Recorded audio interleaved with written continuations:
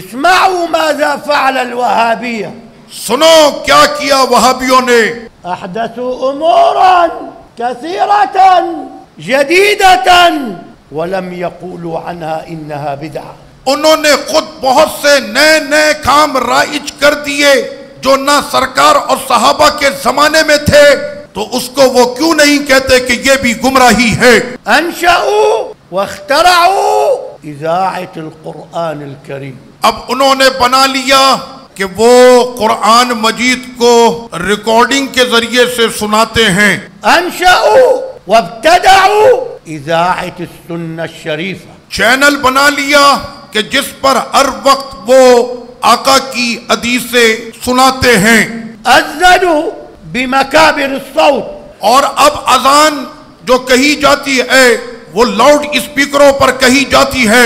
ولم تكن زمن النبی. آقا علیہ السلام کے زمانے میں ایسا کوئی بھی کام نہیں ہوتا تھا. جمعوا القرآن فی مصحف واحد. آقا علیہ الصلوۃ والتسلیم کے کافی زمانے کے بعد قرآن مجید کو جمع کیا گیا. وضعوا النقط على الكلمات القرآنیہ. قرآن مجید کے یہ حروف بغیر نقطوں کے تھے، ان پر نقطے بعد میں لگائے گئے. شکلوا القرآن. قرآن مجید پہ زبر زیر لگائی گئی. رقموا الآیات. آیات کے نمبر لگائے گئے. وضعوا الاجزاء. قرآن کو جزوں میں تقسیم کیا گیا. والاحزاب. اور ان کو قرآن کو 7 حزب میں تقسیم کیا. کل ذلك لم يفعله النبی. ان میں سے کوئی بھی کام آقا علیہ السلام نے نہیں کیا ہے. ولم يقولوا عنه انه بدعہ. اور کوئی بھی یہ کہنے کی جرت نہیں کرتا کہ یہ بدعت ہے. اما المولد فاذا احتفلنا فيه فانه بدعہ. اور جب ہم آئے میلاد منانے کے لیے تو کہا کہ یہ بدعت ہے. یا کذابین. او جھوٹوں. انتم المبتدعون. تم لوگ اصل میں بدعتی ہو. سیاراتکم بدعہ. ابھی تم کو بتاتا ہوں کہ بدعت کیا ہوتی ہے. طائراتکم بدعہ. تمہارے طیارے بدعت نہیں.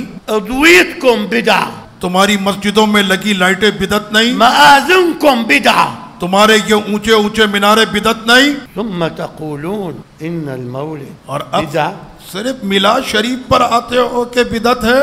نشركم لأفكار الضلالة بين أهل السنة أكبر بدعة. اور جو تم اپنے غلیظ عقیدے اہل سنت و جماعت کو بیان کرنے کے لیے آلات استعمال کرتے ہو، یہ سب سے بڑی بدعت ہے. أنتم تكذبون. تم سب جھوٹے ہو على المسلمين. مسلمانوں پر. وتضللونهم. اور تم گمراہ کرتے ہو بأفكاركم المنحرفة. تمہارے وہ تحریف اور کھڑے ہوئے اپنے نظریے سے سنیوں کو گمراہ کرتے ہو. وسنرد عليكم أعظم الرد. اور اب میں تم کو اس کا رد بتاتا ہوں، ایک مضبوط رد. السؤال هل كان زمن النبي صحابي عملوا شيئا لم يعمله النبي. کیا صحابہ اکرام میں سے کسی نے کوئی ایسا کام کیا جو آقا علیہ السلام نے نہ کیا تھا نہ فرمایا تھا؟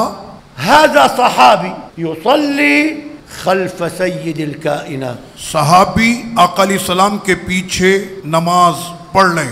ركع النبي اللهم صل عليه.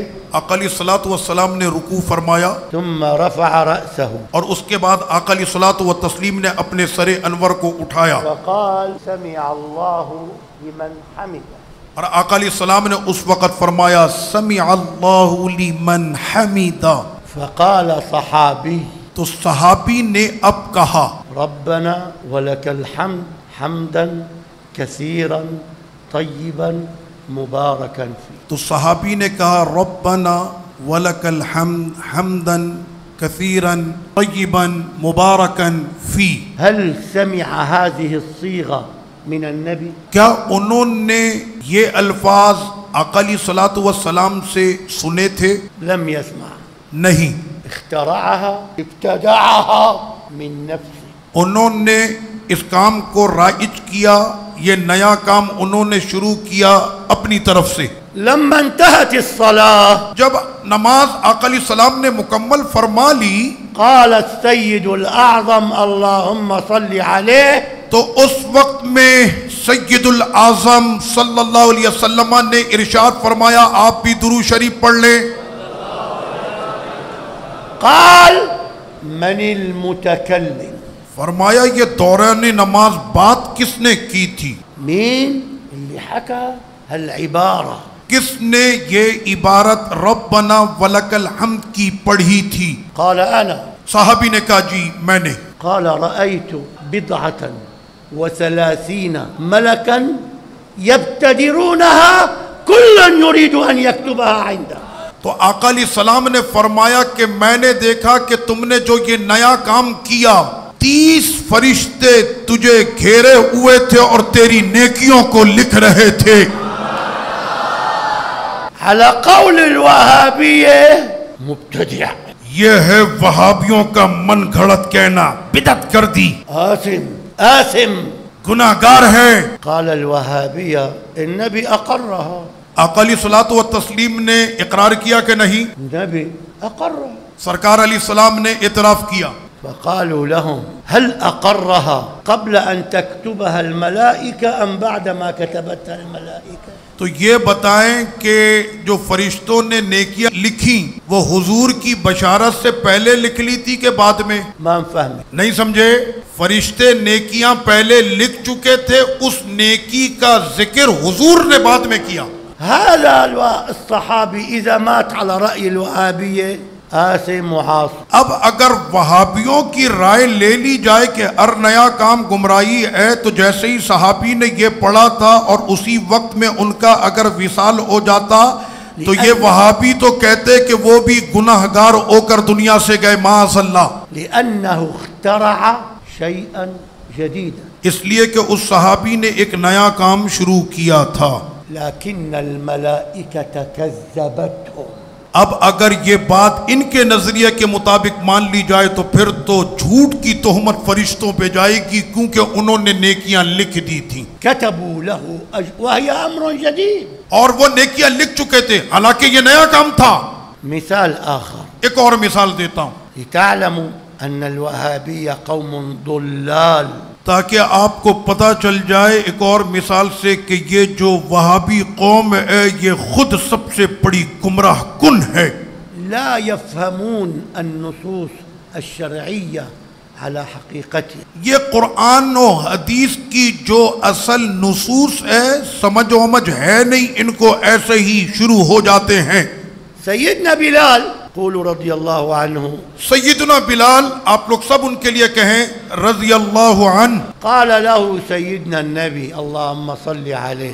آقا کریم صلی اللہ علیہ وسلم نے ان سے ارشاد فرمایا سمعت صوتا علیک فی الجنة بین یدی. فرمایا کہ میں نے اے بلال جنت میں تمہارے نالین کی آواز اپنے آگے سنی تھی. عندما عرج الى السماء معراج شریف کی رات ودخل الجنة جب ہم جنت میں داخل ہوئے تھے. فبما سبقتنی یا بلال.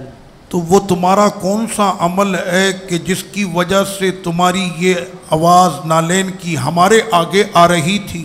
شو الشغلة اللي عملتها؟ کیا کرتے ہو بلال ہمیں بھی تو بتاؤ نا. قال یا رسول اللہ. انہوں نے کہا یا رسول اللہ صلی اللہ علیہ وسلم كلما احدثت تطهرت توضأت. میں جب وضو کرتا ہوں وما توضأت الا وصليت بذلك الوضوء ما شاء الله. اور ہر وضو کے بعد میں پڑھ لیتا ہوں جو اللہ چاہتا ہے اتنی رکعتیں. من أين أتى سيدنا بلال بهذا التصرف؟ یہ کہاں سے بلال حبشی رضی اللہ عنہ اپنا عمل لے کر آئے تھے؟ هل سمعه من النبي؟ کیا انہوں نے آقا علیہ السلام سے یہ سنا تھا؟ هل فعله النبي؟ کیا آقا علیہ السلام نے یہ کام کیا تھا؟ لا. نہیں. قال الوهابية لكن النبي أقرها. وہابیہ تو کچھ اور کہتے ہیں لیکن سرکار تو ان کو تمغے عطا کر رہے تھے. قالوا لهم سمع خشخشة عليه. میں نے سنا تمہاری نالین کی آواز.